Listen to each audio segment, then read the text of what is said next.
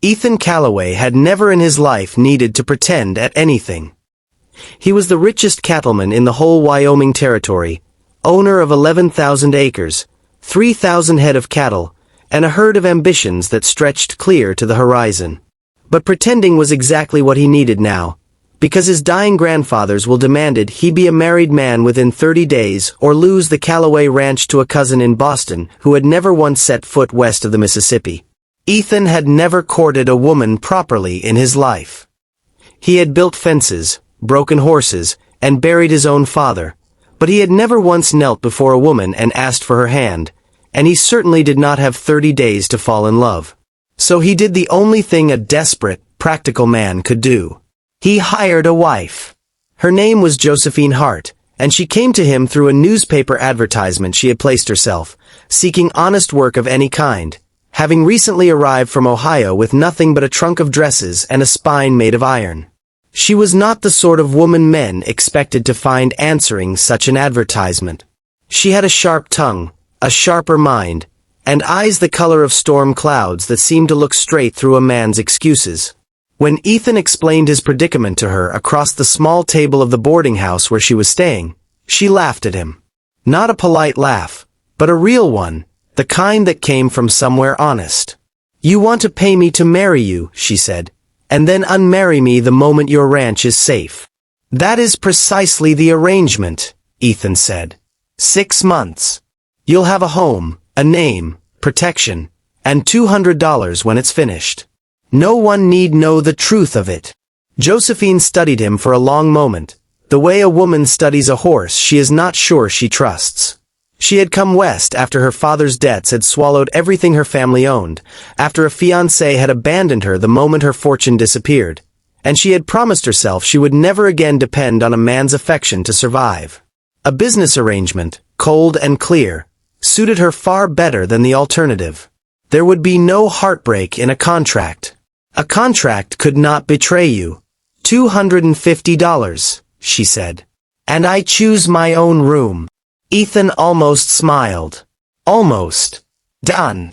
They were married 11 days later in a small church with only the parson and 2 ranch hands as witnesses, and Josephine Hart became Josephine Callaway with a signature so steady it might have belonged to a woman signing a bank draft rather than her own wedding certificate.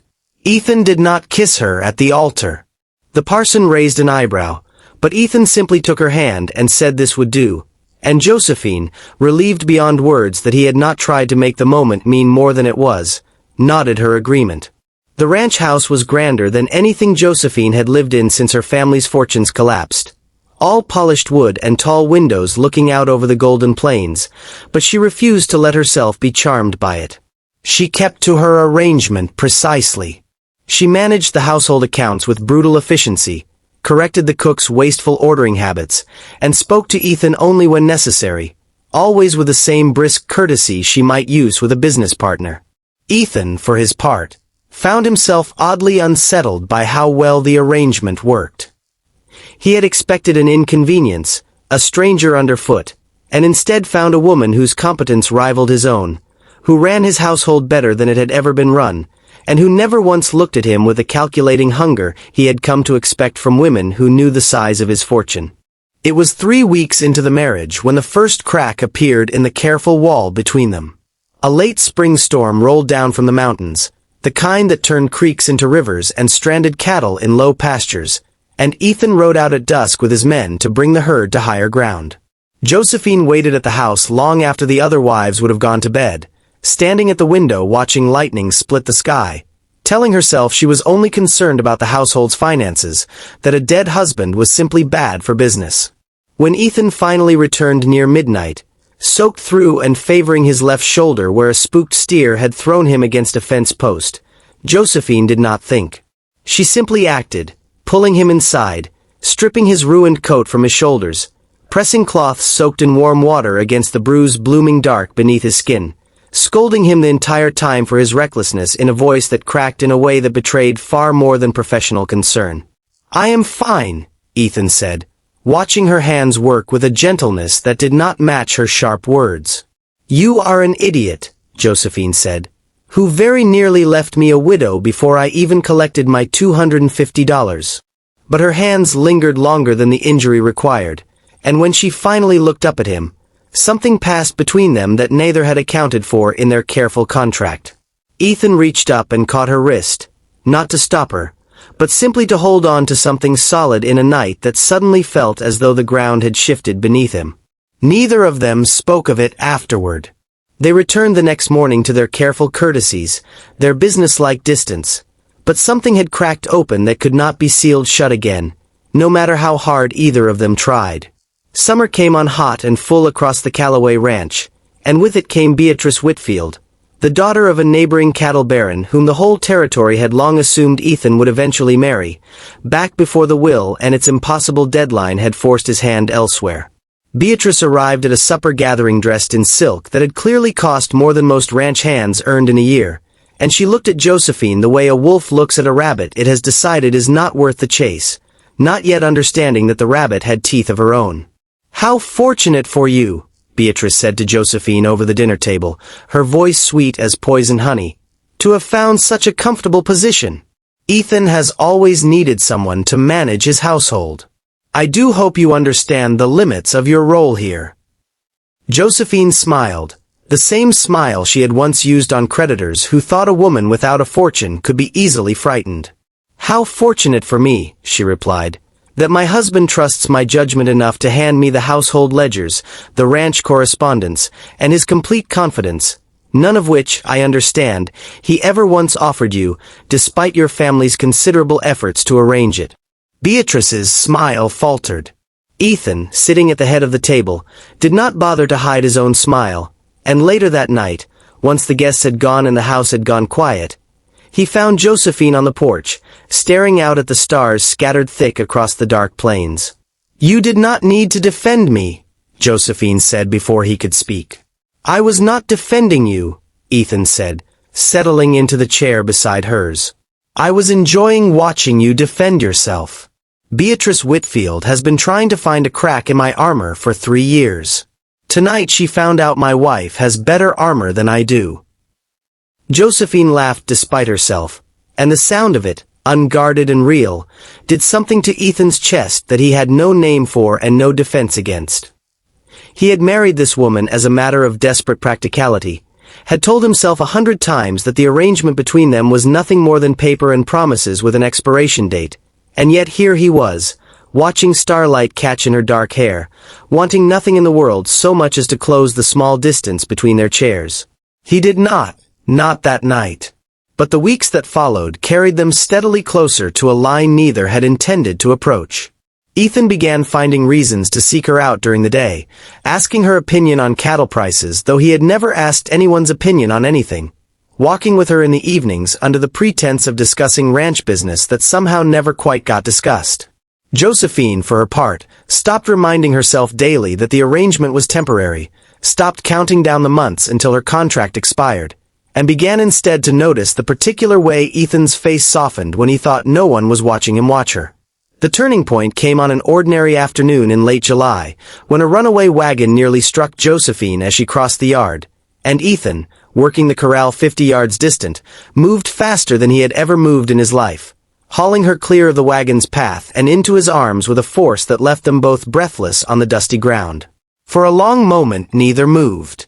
Ethan's heart hammered against his ribs, not from the exertion but from the terror that had seized him in the half-second. He thought he might lose her.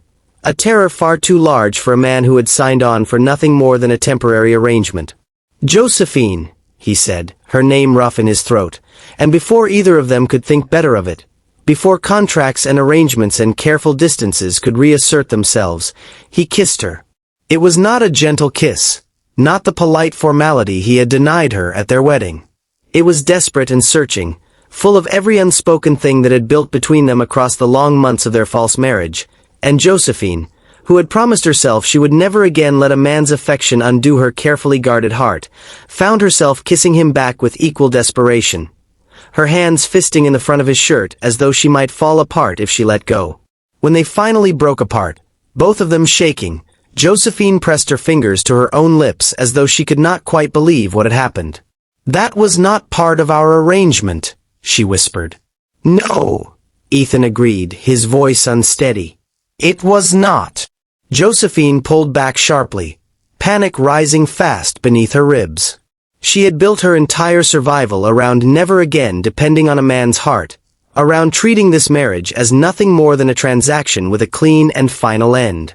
If she let herself love Ethan Calloway, truly love him, she would be handing him a power over her that no contract could protect her from. That night she barely slept, and by morning she had convinced herself the safest course was retreat.